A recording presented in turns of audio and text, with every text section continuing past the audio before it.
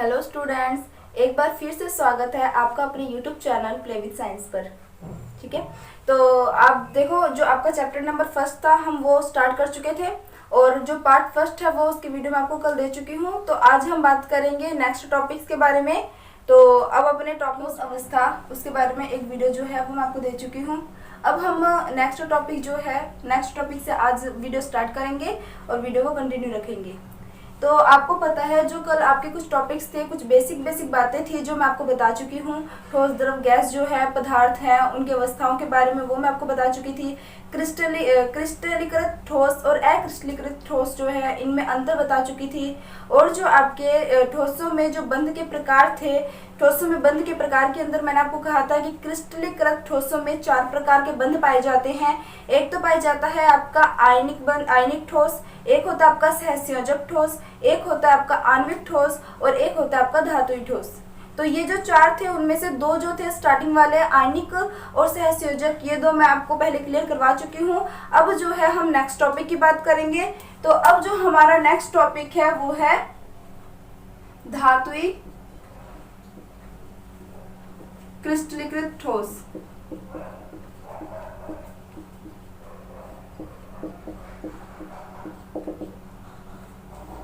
देखो, अगर हम धातुई क्रिस्टलीकृत ठोस की बात करते हैं, ठीक है, तो सबसे पहली बात तो धातुई क्रिस्टलीकृत ठोस कौन से होते हैं?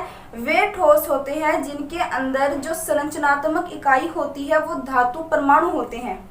समझ आ रही है बात? दोबारा सुनना कि जैसे मान लो आपके पास कोई भी क्रिस्टलीकृत ठोस है इस तरीके से, ठीक है, कोई भी क्या आपके पास क्रिस्टलीकृत ठोस है। अब इस क्रिस्टलीकृत ठोस के अंदर जो आपके पास इस पूरे क्रिस्टलीकृत ठोस को बनाने के लिए जो आपके पास छोटे छोटे कण है ना, वो छोटे छोटे कण क्या है? आपके धातुई परमाणु है। क्या है आपके? इस तरीके से धातुई परमाणु है। तो सीधी सी बात ये है, धातुई क्रिस्टलीकृत ठोस वे ठोस होते हैं जिनके संरचनात्मक इकाई या संरचना के निर्माण के लिए कौन से क्या कहते हैं कण आपके काम आते हैं। तो आपको ध्यान में रखना है परमाणुवीय, ठीक है, धातु परमाणुवीय कण जो है वो आपकी इसकी संरचनात्मक इकाई होती है। देखो, जैसे हम पढ़ते हैं ना कि मानव शरीर की संरचनात्मक इकाई क्या होती है, यानी पूरे मानव शरीर को बनाने के लिए वह सबसे छोटी इकाई कौन सी है? तो आपने बोलते हैं कोशिका, यानी कोशिका से छोटी और कोई संरचना हो ही नहीं सकती मानव शरीर में। ऐसे ही अगर अपने धातु क्रिस्टलीकृत ठोस की बात करते हैं तो इस ठोस के अंदर जो इसकी संरचनात्मक इकाई है जिससे मिलकर ये आपका ठोस बना है वो है आपका धातु परमाणु। ठीक है, तो धातु परमाणु से मिलकर ये आपका बना है, आप इसको ऐसे लिख लो, धातु परमाणु संरचनात्मक इकाई। संरचनात्मक इकाई होती है किसकी? धातुई क्रिस्टलीकृत ठोस की। धातुई क्रिस्टलीकृत ठोस की। क्लियर बात? अब देखो, अगर हम धातुई क्रिस्टलीकृत ठोस की बात करते हैं तो इसके जो गुण हैं अब हम उसके बारे में बात करेंगे। देखो, गुण की अगर हम बात करें तो आपको पता है जो धातु होते हैं उनमें एक गुण पाया जाता है, वो गुण है कि वो बहुत ही आसानी से अपना इलेक्ट्रॉन त्याग सकते हैं। ठीक है, क्यों त्याग सकते हैं? क्योंकि आपको पता है जो धातु होते हैं उनके बाह्यतम कोश की जो दूरी होती है, यानी मतलब मैं एक परमाणु की संरचना बनाती हूँ कि मान लो ये क्या है, एक परमाणु है, ठीक है। अब इस परमाणु के बाह्यतम कोश में क्या होते हैं? इलेक्ट्रॉन होते हैं। जैसे जैसे कोशों की संख्या बढ़ती जाती है, इलेक्ट्रॉन्स की जो दूरी होती है नाभिक से बढ़ती जाएगी। और जो धातुओं के अंदर यह गुण सबसे ज्यादा पाया जाता है कि नाभिक से लेकर बाह्यतम इलेक्ट्रॉन की जो दूरी होती है वो मैक्सिमम होती है, ज्यादा से ज्यादा होती है, जिस कारण से बाह्यतम इलेक्ट्रॉन को निकालना क्या होता है, किसी भी परमाणु के लिए आसान होता है। और ये सबसे ज्यादा गुण किस में पाया जाता है? धातु में पाया जाता है। देखो, कंफ्यूज मत हो, मैं बेसिक से समझाती हूँ। मैं आपको क्या बताने की कोशिश कर रही हूँ। देखो, जैसे कि हम आवर्त सारणी पढ़ते हैं, ठीक है, आवर्त सारणी पढ़ते हैं, आवर्त सारणी की जो संरचना है वो कुछ इस तरीके से, ठीक है। आपको पता है ये एस ब्लॉक है, ये आपका पी ब्लॉक है, ये डी ब्लॉक है और ये आपका बताता है किसको? एफ ब्लॉक को, ठीक है। तो यहाँ पर जो आपका डी ब्लॉक है ना, इसमें आपके धातुएं पाई जाती है। ठीक है। ये जो धातुएं होती है ना, इनका स्पेशल करैक्टर क्या होता है कि ये आसानी से अपने इलेक्ट्रॉन त्याग सकती है। इलेक्ट्रॉन ग्रहण करने की क्षमता जो होती है इसमें कम होती है, लेकिन जो इलेक्ट्रॉन त्यागने की क्षमता होती है वो अधिक होती है। अब जो परमाणु आसानी से इलेक्ट्रॉन त्याग सकेगा ना, वो विद्युत का क्या होगा, सुचालक होगा।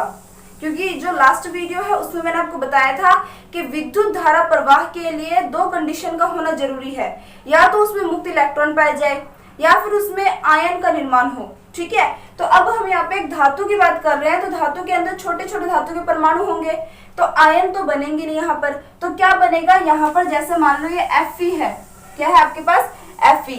आपको पता है Fe जो होता है वो +1 भी शो करता है, Fe+2 भी शो करता है, +3 भी शो करता है। यानी मैं ये बोल सकती हूँ कि ये आसानी से अपने इलेक्ट्रॉन त्याग सकता है। तो यहाँ पर इसके कुछ मुक्त इलेक्ट्रॉन भी पाए जाएंगे।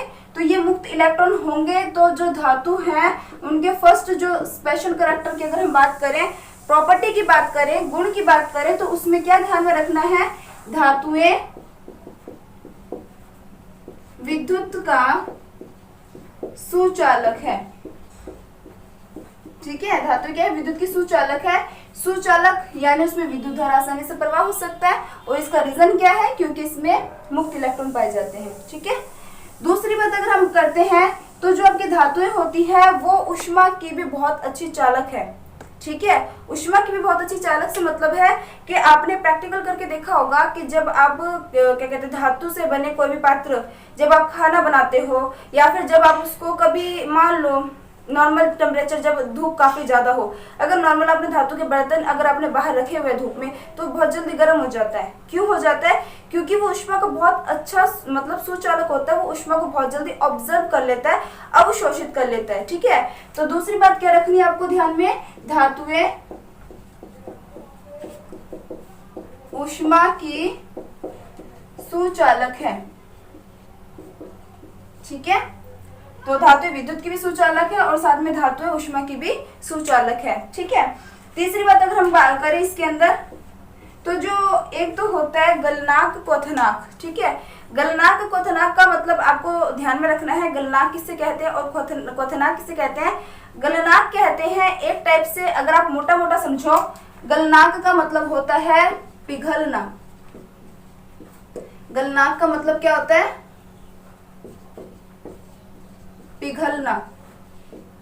और क्वथनांक का मतलब क्या होता है, उबलना। ठीक है, अब मैं आपको समझाती हूँ कि गलनांक और क्वथनांक से क्या मतलब है। ठीक है, जब मान लो कोई भी ठोस पदार्थ है, ठीक है, जब किसी भी ठोस पदार्थ को जब आप टेम्परेचर देते हो, ताप देते हो, गर्म करते जाते हो, तो गर्म करने के दौरान एक ऐसा पॉइंट आता है, ऐसा फिक्स टेम्परेचर आता है कि जब उस धातु का या उस ठोस अवस्था का एक कण पिघलना शुरू कर दे। पहले एक कण पिघलता है, फिर दो, फिर धीरे धीरे करके पूरा जो आपने ठोस पदार्थ लिया वो पिघलना शुरू कर देता है। तो गलनांक से मतलब क्या होता है कि किसी एक फिक्स टेम्परेचर पर जब कोई भी ठोस पिघलना शुरू कर दे वो उसका गलनांक कहलाता है। ठीक है, जिस फिक्स टेम्परेचर की बात करते हैं उस पॉइंट को गलनांक बिंदु कहा जाता है। तो पिघलने से क्या मतलब है, गलनांक। और क्वथनांक का मतलब क्या होता है, क्वथनांक का मतलब होता है कि जब किसी भी द्रव को जब आप गर्म करते हो, तो गर्म करने के दौरान क्या होता है कि पहला उसका जो एक अणु होता है वो क्या करता है, उबलना शुरू होता है, फिर उसके बाद धीरे धीरे सारे अणु उबलना शुरू हो जाते हैं। जैसे अपने जल की बात करें, ठीक है, तो आपको पता है कि जैसे मान लो आपने किसी भी पात्र में जल भर कर रख देते हो अगर आप, ठीक है, तो जब जल भर के जब उसको गर्म करने देते हो, टेम्परेचर देते हो, तो जब तक उसे 100 डिग्री सेल्सियस तापमान नहीं मिल जाता तब तक वो नहीं उबलता। ठीक है, जैसे ही उसको टेम्परेचर 100 डिग्री सेल्सियस मिल जाता है तो पहले उसका एक जो कण है वो उबलना शुरू होता है और धीरे धीरे करके उसके सारे कण उबलने लग जाते हैं। तो जिस पॉइंट पर द्रव उबलना शुरू कर दे वो उसका क्वथनांक बिंदु कहलाता है। और ये जो है ना क्वथनांक, उबलने से मतलब है इसका। ठीक है, तो यहाँ पे आपको ध्यान में रखना है धातुओं के जो गलनांक व क्वथनांक होते हैं, गलनांक व क्वथनांक उच्च होते हैं। धातुओं के गलनांक व क्वथनांक उच्च होते हैं। अच्छा, इससे पहले मैंने आपको 2 पॉइंट बताए थे, एक मैंने आपको आयनिक वाला बताया था और एक मैंने आपको सहसंयोजक वाला बताया था। तो उसमें भी यही लाइन रहेगी कि जो आपके आयनिक ठोस थे और जो आपके सहसंयोजक ठोस थे उनके गलनांक और क्वथनांक भी क्या होते हैं, उच्च होते हैं। क्लियर बात। और नेक्स्ट अगर अपने पॉइंट की बात करें तो जो धातुएं हैं ये तन्य व आघात वर्धनीय होती है। तन्य व आघात वर्धनीय होती है। तन्य का मतलब होता है कि धातु में एक ऐसी धातु के अंदर एक स्पेशल प्रॉपर्टी पाई जाती है जिससे हम क्या कर सकते हैं, उस पर प्रघात करके उसको लंबा कर सकते हैं। जैसे मान लो सोना है या फिर कोई भी तांबा है, फिर कोई भी अगर अपन धातु की बात करें, ठीक है। वैसे सबसे ज्यादा तन्यता का गुण जो है ना वो सोने में पाया जाता है कि उसको पीट कर उसकी लंबी मतलब वो बनाई जा सकती है, मतलब लंबा तार बनाया जा सकता है, ठीक है। और आघात वर्धनीयता का मतलब होता है कि पीट कर हम उसे कितनी पतली चादर बना सकते हैं, ठीक है। तो आपको एक चीज ध्यान में रखना है, धातु के अंदर सबसे ज्यादा तन्यता का गुण तो सोने में पाया जाता है और आघात वर्धनीय का जो गुण है वो सबसे ज्यादा लोहे में पाया जाता है, ठीक है। तो ये जो टॉपिक है मेरे हिसाब से धातु क्रिस्टलीकृत ठोस वाला आपको अच्छे से क्लियर हो गया होगा। अब जो आपका नेक्स्ट टॉपिक है वो है आपका, जो आपका फोर्थ था वो है आणविक क्रिस्टलीकृत ठोस। नेक्स्ट टॉपिक क्या है आपका, आणविक क्रिस्टलीकृत ठोस। देखो आणविक क्रिस्टलीकृत ठोस की बात करें तो इसके अंदर जो हमारे पास क्रिस्टल बनता है ना, उस क्रिस्टल की जो संरचनात्मक इकाई होती है वो आपकी अणु होती है। क्लियर बात। जैसे धातुओं के अंदर क्या था, धात्विक परमाणु था, और अगर हम आणविक क्रिस्टलीकृत ठोस की बात करेंगे तो इसकी जो संरचनात्मक इकाई है, संरचनात्मक इकाई अणु, ठीक है। तो इसकी संरचनात्मक इकाई क्या होती है, अणु होती है, आपको ध्यान में रखना है। अब देखो जो आपके आणविक क्रिस्टलीकृत ठोस की बात करते हैं ना, तो जब अपने इसकी संरचना की बात करें तो इसमें क्या होता है कि इस तरीके से जो आपका क्रिस्टल बनता है, इसमें जो आपके अणु पाए जाते हैं उनके बीच में ना एक आकर्षण बल होता है, ठीक है। दो अणु के या दो से अधिक अणु जो इसके अंदर व्यवस्थित होते हैं उनके बीच में एक आकर्षण पाया जाता है जिसे अपने बोलते हैं दुर्बल वांडरवाल बल। देखो अगर अपनी इस दुर्बल वांडरवाल बल की बात करें ना तो ये जो बल होता है ना ये इतना मजबूत नहीं होता।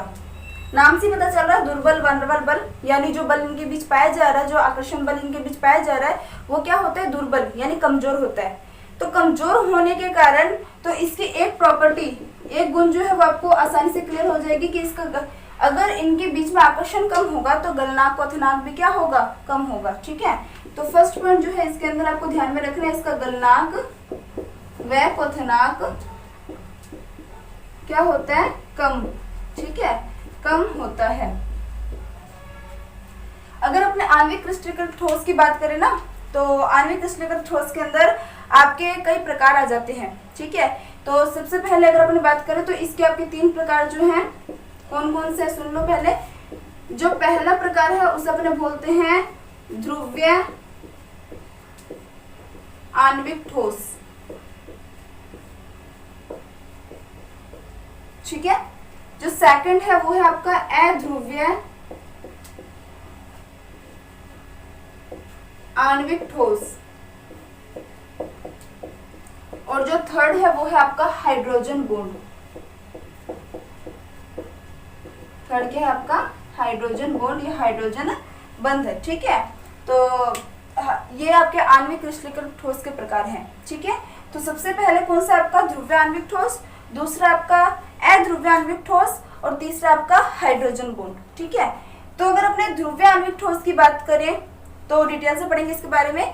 पहले एक चीज क्लियर रखना, ध्रुवीय के अंदर क्या होता है, ध्रुवीय मतलब होता है पोलर, पोलर यानी जिसमें बोल सकती हूँ आपने जो भी कंपाउंड ले रखा है ना वो आपका प्लस माइनस होगा, ठीक है। और अध्रुवीय जिसे अपने बोलते हैं नॉन पोलर, यानी जिसमें प्लस माइनस नहीं बनते, ठीक है। और ये हाइड्रोजन बॉन्ड को मैं आपको लास्ट में डेफिनेशन के साथ समझा दूंगी। तो सबसे पहले अपने बात करेंगे ध्रुवीय आणविक ठोस के बारे में।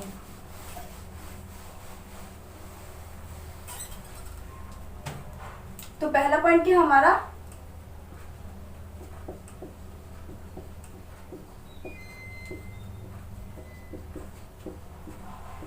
ध्रुवीय आणविक ठोस।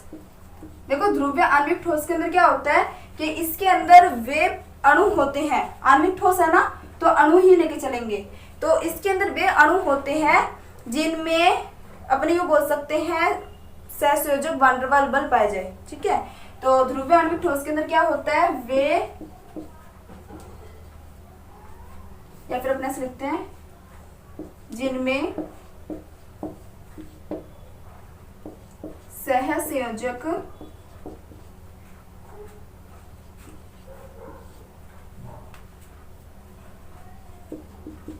आणविक बंध पाया जाए।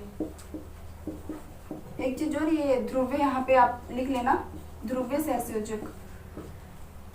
ठीक है, तो इसमें क्या होता है, जिनमें ध्रुवीय सहसंयोजक आणविक बंध पाया जाए वो आपके ध्रुवीय आणविक ठोस कहलाते हैं। ठीक है, तो इसमें हम एग्जाम्पल के रूप में ले सकते हैं, जैसे अपने ले ले HCl। ठीक है, और देखो HCl के अंदर क्या होता है कि H आपका क्या होता है प्लस के रूप में, और Cl आपके पास क्या होता है माइनस के रूप में, यानी पॉजिटिव नेगेटिव मिल रहा है आपको, तो ये क्या है आपका ध्रुवीय है यानी पोलर है। अब नेक्स्ट जो आपका सेकंड नंबर पॉइंट था वो आपका था अध्रुवीय। सेकंड क्या था आपका, अध्रुवीय आणविक ठोस। अब अगर हम अध्रुवीय आणविक ठोस की बात करते हैं तो सेम वही डेफिनेशन रहेगी, बस ध्रुवीय की जगह क्या आ जाएगा आपका अध्रुवीय। तो इसमें क्या रहेगा आपका, जिनमें अध्रुवीय आणविक सहसंयोजक बंध पाया जाए, सहसंयोजक बंध पाया जाए। ठीक है, तो ये तो आपका क्या हो जाएगा अध्रुवीय यानी नॉन पोलर। ठीक है, सेम डेफिनेशन है, जिनमें ध्रुवीय यहाँ पे आणविक आ जाएगा, ध्रुवीय आणविक, और यहाँ पे आ जाएगा आपका सहसंयोजक। ठीक है, तो कोई कंफ्यूजन वाली बात नहीं है। जिनमें अध्रुवीय आणविक सहसंयोजक बंध पाया जाए वो ध्रुवीय आणविक ठोस कहलाते हैं। एग्जाम्पल आ गया HCl जिसमें पोलर बनते हैं। और अध्रुवीय आणविक ठोस कौन से होते हैं, जिनमें अध्रुवीय आणविक सहसंयोजक बंध पाया जाता है, और इसमें हम एग्जाम्पल के रूप में ले सकते हैं जैसे कि H2 यानी hydrogen gas, Cl2 chlorine gas, N2 nitrogen gas. अब इसके अंदर क्या है, ये जो हाइड्रोजन है और जो दूसरा हाइड्रोजन है, एक इसके पास इलेक्ट्रॉन है और दूसरा इलेक्ट्रॉन इसके पास है, दोनों के बीच में क्या बन रहा है, सहसंयोजक बंध बन रहा है। और सहसंयोजक बंध से किसका निर्माण कर रहे हैं, एक अणु का निर्माण कर रहे हैं। ठीक है, अणु समझते हो आप लोग, जब दो परमाणु आपस में बॉन्ड बना लेते हैं तो जो संरचना बनती है उसे अपने क्या बोलते हैं, अणु बोलते हैं। तो इसलिए इसे अपने अध्रुवीय आणविक ठोस बोलेंगे। अब ना तो इस हाइड्रोजन के अंदर प्लस है ना इस हाइड्रोजन के अंदर माइनस है। ठीक है, तो ये आपका क्या है, नॉन पोलर यानी अध्रुवीय है। क्लियर बात। अब उसके बाद जो नेक्स्ट पॉइंट था वो थर्ड नंबर पॉइंट आपका हाइड्रोजन था।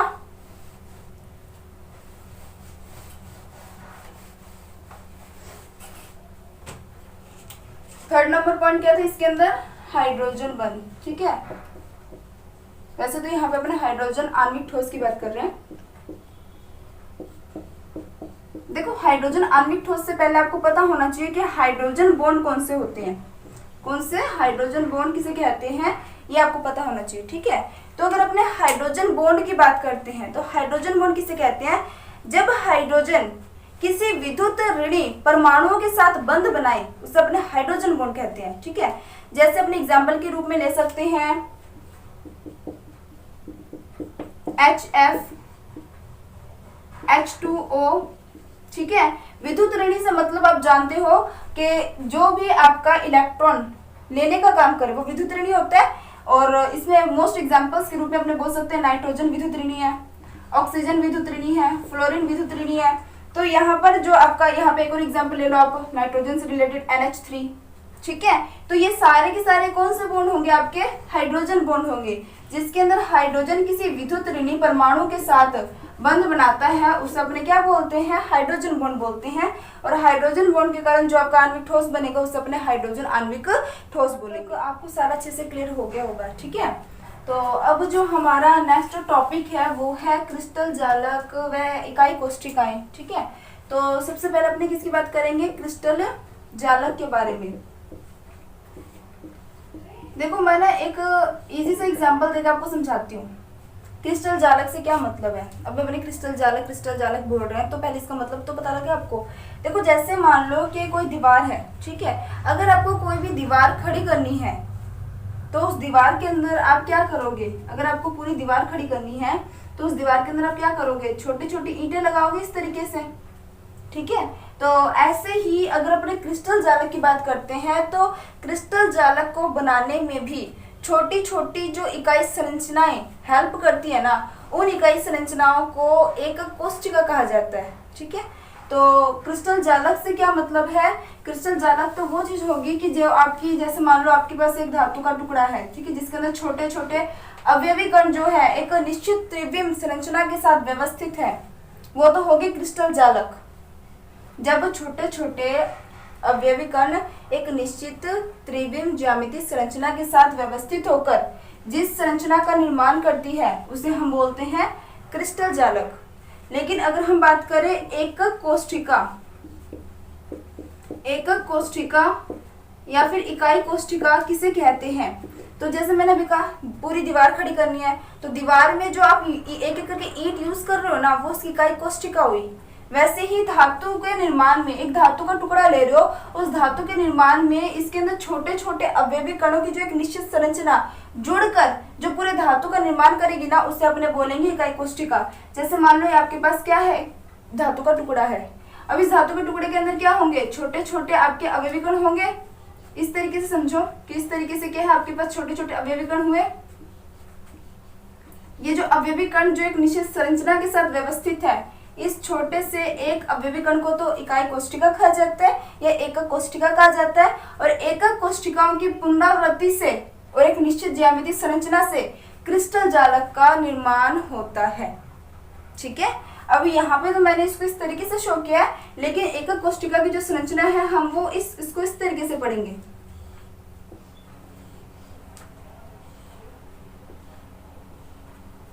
ठीक है, तो ये तो हो गया आपकी इकाई कोष्ठिका की संरचना, और ऐसे कई सारी इकाई कोष्ठिका आपस में जुड़कर एक पूरे क्रिस्टल जालक का निर्माण करती है। ठीक है, तो ये तो होगी इकाई कोष्ठिका। अब इकाई कोष्ठिका इस तरीके से, इसमें कई सारे हैं, तो इन पे क्या होता है, छोटे छोटे बिंदु भी होते हैं इस तरीके से। यहाँ पर जो होंगे छोटे छोटे बिंदु होंगे, जिसे अपने क्या बोलते हैं, जालक बिंदु, जिसे अपने क्या बोलते हैं, जालक बिंदु।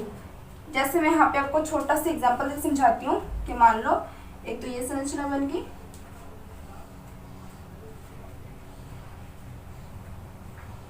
ठीक है, एक और संरचना बन गई, ऐसी मैं और बना दूं नीचे, ऐसी मैं ऊपर और बना दूं, तो किसका निर्माण हो जाएगा, पूरे क्रिस्टल जालक का निर्माण हो जाएगा। ठीक है, तो यहाँ पर देखो छोटे छोटे अवयवी कण जो इनके आपस में इकाई कोष्ठिकाओं को मिलाने का काम कर रहा है ना, इन छोटे छोटे अवयवी कणों को हम, इन छोटे छोटे बिंदुओं को ही हम जालक बिंदु कहते हैं।